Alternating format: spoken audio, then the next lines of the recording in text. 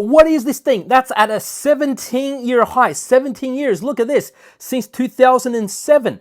Is it a stock? Is this a crypto? But guess what? You may not believe that this thing is still only at the bottom floor. It's still so low at the bottom floor basement compared to its all-time high. And it's just getting started. Can you guess what it is? Let me give you a clue. This thing's going up because of climate change. See, the more the world talks about climate change, or if there are more wars in this world, more chaos, then the more this thing goes up, right? It doesn't matter if you believe in climate change or not, right? You don't have to.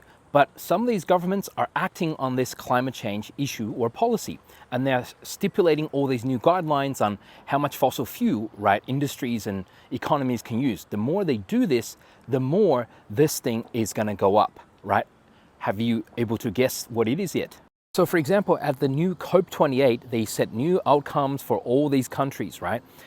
Pretty much the entire world will basically abide by rules to reduce their carbon emissions and reduce, fossil fuel.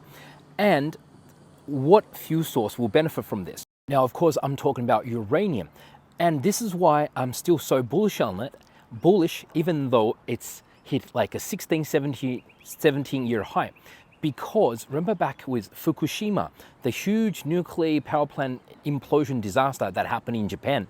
When that happened, basically everyone, got so scared, and all the governments freaked out in Germany, across Europe, everywhere in Europe except France, right? In so many other countries around the world, people stopped using nuclear energy because people were freaked out that Fukushima could happen to them. But now nuclear energy is making a revival. And who could have predicted this?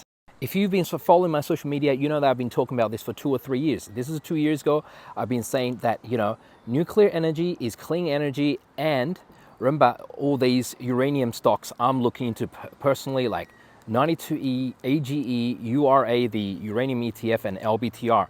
And once again, right, another tweet here saying this is very bullish for uranium, right? Uranium ETFs are these symbols. And once again, in 2022, I was saying I am long-term bullish on minerals, right? Such as rare earth and uranium, right? Lots more. And recently there was a huge pop in stocks because the world's largest, right, uranium producer missed their production target.